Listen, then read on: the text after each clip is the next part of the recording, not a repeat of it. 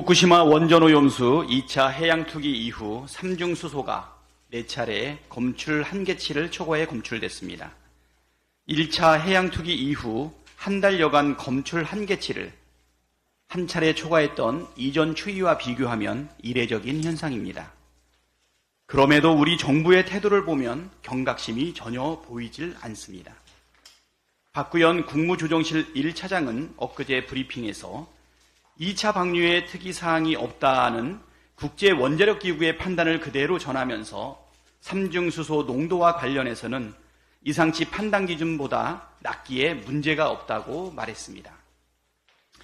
조금이라도 이상 징후가 있다면 경계심을 갖고 철저하게 따져봐도 부족할 판에 안전성 판단을 남에게 맡겨두는 태도가 옳은 것인지 묻지 않을 수 없습니다. 국제원자력기구가 문제 없다고 하면 다 문제가 없고 일본 정부와 도쿄 전략이 이상 없다고 하면 우리 국민은 안심해야 하는 것입니까? 윤석열 정부의 태도는 중국이나 러시아의 태도와도 극명하게 대조적입니다.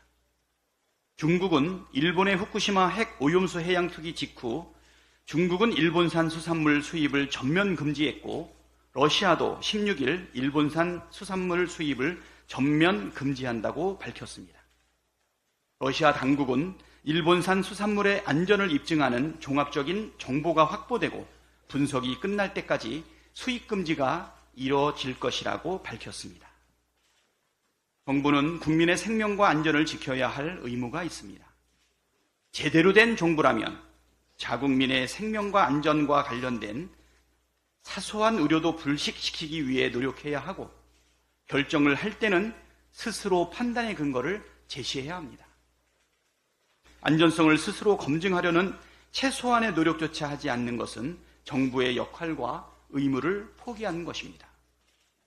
우리 국민의 안전을 따지는데 일본만 믿고 있는 정부의 태도가 정말 한심하고 참담합니다. 팥으로 메주를 쓴다고 해도 믿을 것 같지 않습니까? 스스로 검증하고 판단할 능력이 없는 것입니까? 아니면 의지가 없는 것입니까? 국민의 생명과 안전을 지키지 못하는 정부는 존재 이유가 없다는 말 다시 한번 강조드립니다. 정신 승리한다고 경제 상황이 나아지진 않습니다. 지난주 국제통화기금 IMF가 내년도 우리나라 경제 성장률 전망치를 2.4%에서 2.2%로 하향 조정했습니다. 지금도 가뜩이나 어려운데 보릿고개가 더 길어진다는 뜻입니다. 그런데 정부의 반응은 황당합니다.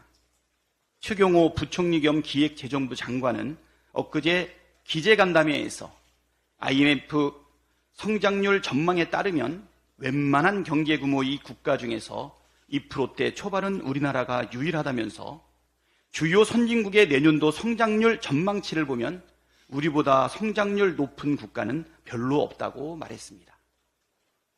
참으로 기가 막힌 정신승리입니다. 평소 90점을 받던 우등생이 올해 60점을 받아놓고 내년에는 올해보다 성적이 70점 오를 예정이니 남들보다 잘한 것이라는 식의 엉뚱한 해석 아닙니까? 남들은 올해 죄다 80점 이상 받을 때 우리만 60점인데 이거 좋아할 일입니까? 추경호 부총리는 심지어 사실상의 확장 재정을 하고 있다는 궤변까지 늘어놓고 있습니다. 세수 추계 실패로 역대급 세수 펑크를 내놓고도 이런 식으로 책임을 회피하려는 걸 보면 정말 답이 없다는 생각이 듭니다. 경제 정책을 총괄하는 부총리가 냉정하게 현실을 직시하고 대책을 마련해야지 이렇게 궤변을 늘어놓으며 정신승리나 하고 있으니 경제가 살 턱이 있겠습니까? 윤석열 대통령은 경제를 살릴 생각이 조금이라도 있다면 경제 사령탑을 신속하게 교체하십시오.